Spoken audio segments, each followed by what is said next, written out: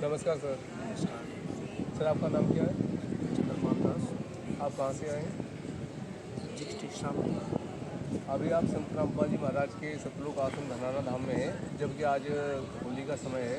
तो आप अपने परिवार और अपने यार दोस्तों को छोड़कर यहाँ आश्रम में ऐसे क्यों आए? क्योंकि ज़्यादातर हम देखते हैं कि लोग दूर दूर से त्योहार के टाइम पर अपने घर जाते हैं। ऐसा क्या कारण रहा?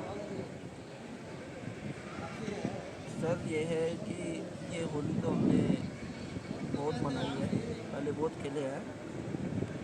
अब हमने राम नाम की होली खेलनी है। परमात्मा कहते हैं कि ये होली तो बहुत खेल चुके हो, अब राम नाम की होली खेलो। तो इसलिए हम ये राम एक नाम मिनट की होली नहीं, बंद हो गया। छोड़ो, ये थोड़ी सारे पे हो जाता है।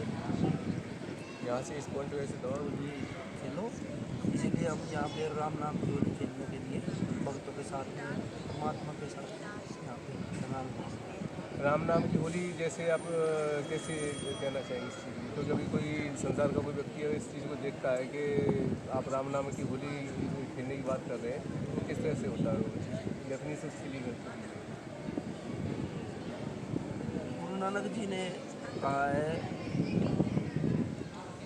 जब गुरु नानक जी से पूछा गया कि आप, गरीबदास जी महाराज जी से भी पूछा गया कि भाई आप कभी होली नहीं मनाते हो, आप ऐसे ही गुमसुम से रहते हो।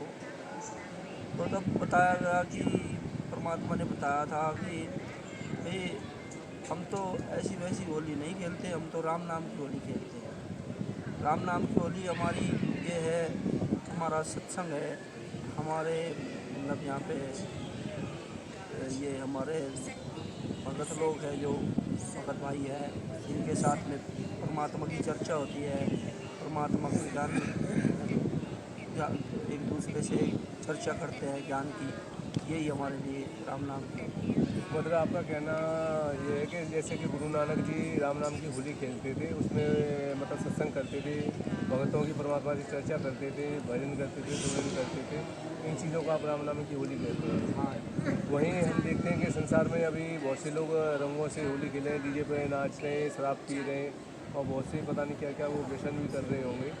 तो आप ऐसे लोगों को क्या संदेश देना चाहेंगे कि आप किस दिशा में काम कर रहे हैं, और आप संत रामपाल जी महाराज के द्वारा किस दिशा में काम कर रहे हैं? इस चीज़ में डेफिनेशन लोगों को बताएं।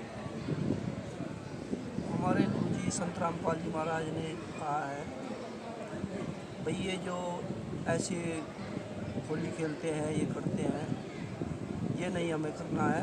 हमें सिर्फ राम नाम की होली खेलनी है। ये एक कुरीतियाँ है, इस कुरीतियों को ही हमें समाज से ख़त्म करना है। क्योंकि बहुत सारी कुरीतियाँ हमारे समाज में हैं, जिन्हें हम लेके बैठे हुए हैं। इन कुरीतियों का ही खंडन परमात्मा करते हैं, और इन्हीं को ख़त्म करने के लिए यहाँ पर ये सत्संग होते हैं, जगह जगह परमात्मा की चर्चा होती है। इन्हीं कुरीतियों को ख़त्म करने के लिए हम तो यहाँ पर, कुरीतियाँ तो काफ़ी लंबे समय से होती चली आ रही हैं, तो इनको आप किस आधार पर ख़त्म करने की बात कर रहे हैं? ये जो हमारी संत रामपाल जी महाराज हैं, परमात्मा स्वरूप है, ये ही 600 वर्ष पहले कबीर साहब के रूप में आए थे। आज यहाँ संत रामपाल जी महाराज के रूप में कबीर साहब भी आए हुए हैं। ये दुनिया समझ नहीं रही है, और इन्होंने बताया है कि आगे बहुत ही भयंकर समय आने वाला है।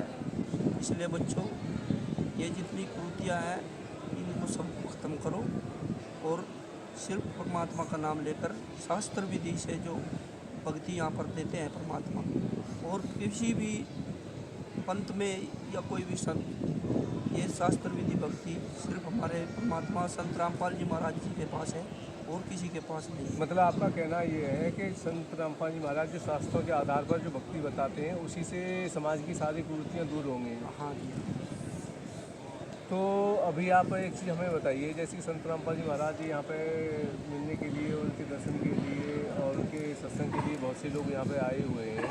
वहीं एक तरफ हम संसार को देखते हैं कि बहुत से लोग दूर दूर से अपने घर पे जाते हैं, एक दूसरे के रंग लगाते हैं, शराब पीते हैं, और पता नहीं क्या क्या बकवादे करते हैं, मतलब डीजे वगैरह पर डांस भी करते हैं। तो उनमें और आपकी भक्ति से होने वाले लाभों के बारे में, और संसार को क्या लाभ हानि होती है, उसके बारे में थोड़ी चर्चा कीजिए। देखिए सर, जो लोग ऐसा कर रहे हैं, हम भी पहले उसी रंग में थे। हमने भी मतलब ऐसे ही रंगों की होली खेलते थे। ये सब एक भ्रांति है, पहले से जो जो चला आ रहा है उसको ही अपनाए हुए हैं। भाई हमारे तो दादा परदादा ये ऐसे करते थे, हम ऐसे ही करते रहेंगे। अब बदलने का टाइम है, अब बदलना चाहिए, क्योंकि हमारे संत रामपाल जी महाराज कहते हैं कि ये भक्ति युग चला हुआ है। इस भक्ति युग में जो आ गए तो ठीक है, नहीं तो फिर और फिर वही पाकर ऐसे ही भरमते थे। मेडिकल रूम के पीछे मैट धोने की सेवा चल रही है।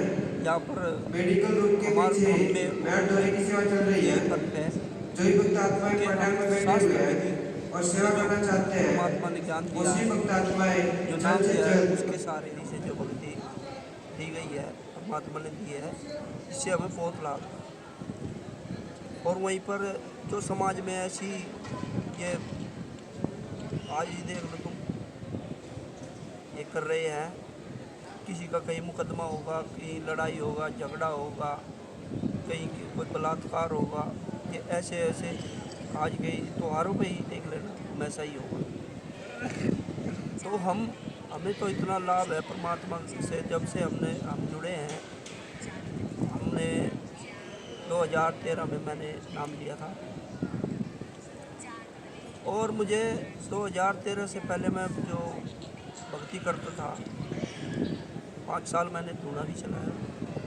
उसके बाद में मैंने फिर अंदर में जो डेरा सच्चा सौदा है उसमें 4-5 साल में उसमें भी रहा। बहुत सी भक्ति की, लेकिन मुझे कोई लाभ नहीं।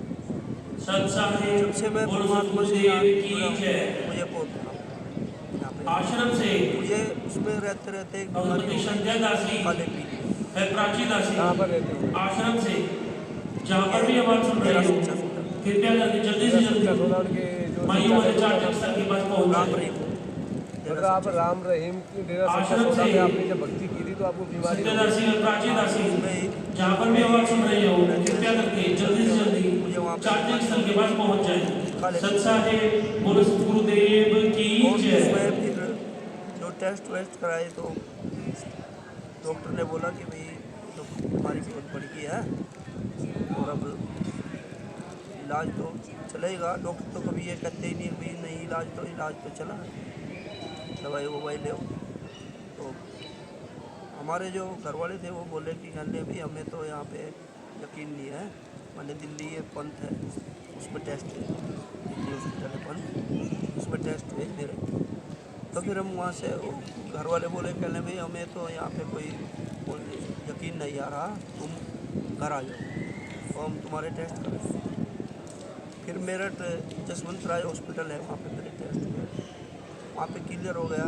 सत्साहे बोलो गुरुदेव की जय। और कोई माता है मैंने मैं जानते सुने भगवती प्राची दासी व संध्या दासी ऐसे ही आश्रम से, जहाँ पर भी बात घर सुन पे आ रही गया। हो, घर पे आने के कृपया बाद में करके मुझे सिर्फ एक इंजेक्शन जल्दी से जल्दी चार्जिंग स्थल के पास पहुंच जाए। सत्साहे इंजेक्शन लगने के बाद में मैंने सोचा एक दिन ऐसे ही लेटे लेटे भाई ये तो बहुत लंबा प्रोसीजर है। डॉक्टर ने बता दिया था कि जब तक आप जियोगे तब तक तो दवाई तो चलती रहेगी और 6 साल का कोर्स है। मैंने सोचा 5-7 लाख रुपए 10 लाख रुपए जब से पास है वो लग जाएंगे और ट्रीटमेंट फिर भी नहीं होगा, तो मैं अपना वहाँ से घर छोड़ने का इरादा मैंने कर दिया। मैं घर छोड़ के एक दिन घर वालों के साथ में थोड़ी सी लड़ाई करके मैं वहाँ से शाम के टाइम निकल गया। घर से निकलने के बाद में सर जी मैं एक रिश्तेदार था उसके पास में मैंने कुछ पैसे ले रखे थे, उसके पास गया, बोले भाई मुझको पैसे चाहिए। वो बोले तो तुम ऐसा करना सुबह ले जाना, आज मेरे पास ले लो सुबह ले जाओ। मैं वहाँ से 4,000 रुपये उसने दिए मुझे, काफ़ी पैसे थे वैसे तो 4,000 रुपये ले गए। मैं वहाँ से सुबह निकल गया। चलते चलते ऐसे ही दिमाग में आई संत रामपाल जी महाराज का ये जो आश्रम है बरवाला था उसका मैंने सुन रखा था कि वहाँ पे ऐसे ऐसे है भी फ्री चाय है फ्री वो है सब कुछ फ्री है। और एक बार तो सोचा कि भाई ऐसा कैसे हो सकता है। फिर दिमाग में आए एक हमारे गांव का भगत जी था वीर भगत जी, वो जुड़ा हुआ था वहाँ से पहले। उसने उसके साथ में मेरी बहस होती रहती थी कि भाई ऐसा नहीं हो सकता, ये नहीं है। और कौन है वो जो ओम से ऊपर की भी भक्ति बता रहा, उसके साथ में बहस होती रहती थी। तो मैंने दिमाग में एकदम वही आया कि चलो भाई संत रामपाल जी महाराज के आश्रम में चला, वहीं देखते हैं चला। अपना जीवन तो पूरा करना ही है, लौट के तो अब आना ही नहीं। तो मैंने वहाँ पे पता करवाया, उस पर इंटरनेट से पता करवा के मैंने देखा बरवाला आश्रम हिसार, जिला हिसार बरवाला आश्रम।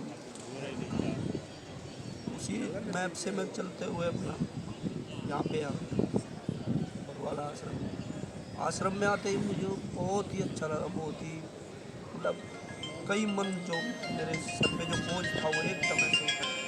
मतलब जैसे आप राम रहीम के आश्रम में गए और भी अपनी भक्ति वगैरह वैसे की, उससे अभी कभी आपको लाभ नहीं हुआ, आपको कैंसर जैसी बीमारी होने की लास्ट स्टेज पर पहुंच गए थे और जहां लाखों रुपए आपके खर्च होने की संभावना थी, और जब आप दुनिया से दुखी हो गए तब आप संत रामपाल जी महाराज के यहाँ केवल ये देखने आए थे कि लाओ एक बार घूम के देखते हैं कैसे क्या है। जब आपको वहाँ पर जानकारी हुई, वहाँ के वातावरण से परिचित हुए तो आपको काफ़ी राहत हुई।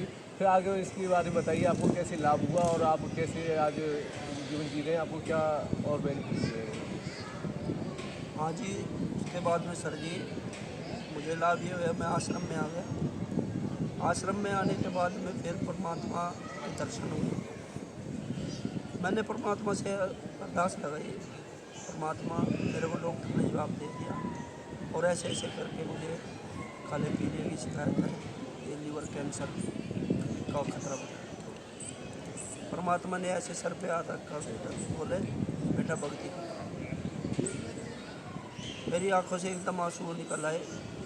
परमात्मा थोड़ी दूर गए, वापिस फिर परमात्मा आए, मंदिर छोड़ सतगुरु रामपाल जी महाराज, उन्होंने आकर फिर मेरे सर पे हाथ रखा और बोला बेटा भक्ति करो। तो उस दिन का सो दिन आज परमात्मा की दया से मैंने कभी इस बारे की कोई टैबलेट नहीं। मतलब आपने जब संत रामपाल जी महाराज से दीक्षा लेकर जब आपने उनसे प्रार्थना लगाई तो उसके दिन के बाद में आपने कभी कोई दवाई नहीं खाई है? जी नहीं भगत जी, मैंने इस मध्य की कोई भी दवा नहीं ली, नहीं मैंने कोई भी टेस्ट ही कराया ना, क्योंकि मुझे परमात्मा पे पूर्ण विश्वास है। और उसके बाद में परमात्मा ने ये तो मुझे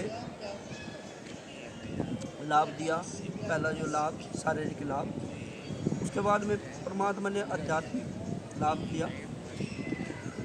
भाई ये बताया कि हमारा देश ये नहीं है, हमारा देश सतलोक है, हमें वहाँ पे जाना है, वो भक्ति दी और मोक्ष का रास्ता बताया परमात्मा ने। तीसरा लाभ मुझे ये हुआ, एक बार की बात, चमत्कार तो दास के साथ में बहुत हुए। एक बार मैं और आपको बताता हूँ मेरे साथ में क्या हुआ। एक बार हमारी भैंस थी, वो रिपीट हो रही थी बात, तो हम रिपीट कराने उसे करवाने के लिए सभी भगत में कृपया ध्यान से सुने। स्कूल में हमने पार्थिव स्थल में सेवा चली हुई है, और मैं जो भी भगत पैसा आत्माएं लेने के लिए चला। सेवा करना चाहते हैं तो वे जब सभी भगत आत्माएं मैं कृपया पैसा लेने करके जा रहा, पार्थिव स्थल मेरा पर पहुंच लड़का जाए। वहाँ पे था भैंस के पार्किंग स्थल पर वो कुछ आया, सेवा चली हुई है, बोला जो भी भगत आत्माएं सेवा करना चाहते हैं कृपया करके वे भगत आत्माएं पार्थिव स्थल पर पहुंच जाए। सत साहिब बोलो गुरुदेव की जय। भागा, भागते हुए मैंने देखा भैंस की तो हालत खराब है, तो बड़ा संकल से गड़ा ऐसे खिंचड़ा और वो भैंस ऐसे खड़ी। और सब वहाँ पे आसपास के जो पड़ोसी थे सब इकट्ठे हो रहे, भी ये नहीं बचे, सभी बोल रहे थे। इतना मोटा वो पेड़ का जो टाना होता है वो इतना मोटा डाल थी, उसमें शक्कर का वो आया हुआ था। सब खोलने की कोशिश कर रहे थे, खोल तो वो रही नहीं थी। मैंने सोचा भाई इसको कटवा लो, दाँ लेके उसको काटने के लिए लगे, तो काटने में भी काफ़ी टाइम लग जाएगा। परमात्मा से अरदास लगाई, ऐसे उठाने पे ऐसे होया, जबकि वो उठाना इतना मोटा था, दो नहीं ऐसे ऊपर जब पड़ते थे एकदम संकल्प पड़ते मतलब थे आपका एकदम। कहने का मतलब ये है कि संत रामपाल जी महाराज जो भक्ति कर रहे थे, उस भक्ति की वजह से संत रामपाल जी महाराज ने आपकी भैंस को भी बचा दिया। बचाया जी बहुत। वो भैंस नीचे गिरी और मैंने कहा ये बंदी छोड़, ये संत रामपाल जी महाराज ये क्या हुआ, बस इतना कहते ही एकदम भैंस ऐसे खड़ी हुई और खड़ी होते ही भैंस ने मैंने डॉक्टर को बुलाया, डॉक्टर को बुला के मैंने भैंस को दिखाया, कहने कोई नहीं भैंस तो ठीक है, एक इंजेक्शन लगा देता हूँ। उसने एक इंजेक्शन लगाया और उसके बाद में वो हम रिपीट कर उसके लिए ले जा रहे थे, लेकिन उसी में ही वो फिर ब्याई भी और उसने बच्चा भी दिया और ठीक ठाक से बहुत दिन तक वो हमारे भैंस रही। तो ऐसे ऐसे दास के साथ बहुत चमत्कार, छोटे छोटे तो बहुत चमत्कार दास के साथ। तो मैं यही कहना चाहता हूँ कि दुनिया में संत बहुत हैं यहाँ पे, लेकिन संत रामपाल जी महाराज जैसे ना तो कोई संत आए हैं, ना कोई होंगे और ना। मतलब आपका कहने का मतलब है दुनिया में जितने भी संत महात्मा हैं उनसे कोई लाभ नहीं हुआ। अगर जीवन में लाभ चाहिए, जो सुख चाहिए, और जो राम नाम की जो होली है वो भी अगर आप खेलना चाहते हो, या जो ऐसे आप जीवन में खुशियाँ चाहते हो, तो वो केवल संत रामपाल जी महाराज के आश्रम में, सतलोक आश्रम बरवाला में ही मिलेगी। हाँ जी, यहीं पे मिलेगी जी, और कहीं पे भी आपको ये खुशियाँ नहीं मिलेगी। जो दर्शक आपको देख रहे हैं उनको आप क्या संदेश देना चाहेंगे? मैं सभी से हाथ जोड़ के प्रार्थना करता हूँ, संदेश तो परमात्मा देते ही है हमारे संत रामपाल जी महाराज। मैं उनसे हाथ जोड़ कर यही प्रार्थना करना चाहता हूँ कि जीवन बड़ा अनमोल है, मिले न बारंबार, तरवर से पत्ता टूट गिरे, बहुर न लगता डार। ये जीवन बहुत बड़ा अनमोल है, इसको ऐसे मत गवाइए। इसमें शास्त्र विधि के अनुसार भक्ति कीजिए और संत रामपाल जी महाराज की शरण में आके अपना जीवन का कल्याण करें। जो लोग संत रामपाल जी महाराज से परिचित होना चाहते हैं, उनके ज्ञान को समझना चाहते हैं, या उनके आश्रम में आना चाहते हैं, तो उनको कोई ऐसी चीज़ बताइए जिससे वो आसानी से संत रामपाल जी महाराज के ज्ञान को समझ सकें और यहाँ पे सतलोक आश्रम बरवाले के बारे में किसी जानकारी दे सकें। साधना टीवी पर 7:40 से 8:40 तक सत्संग आता है और उसमें नीचे पट्टी चलती है सफ़ेद रंग की, उस पर आश्रम के सभी आश्रमों के नंबर दिए हुए हैं, उन पे संपर्क करके आप यहाँ आश्रम में पहुँच सकते हैं। आपके निजी जो आपके नज़दीक में जो नामदान केंद्र पड़ते हैं उन पर आप संपर्क कीजिए और फिर आप यहाँ पर नाम लेकर अपने जीवन का कल्याण करें। धन्यवाद।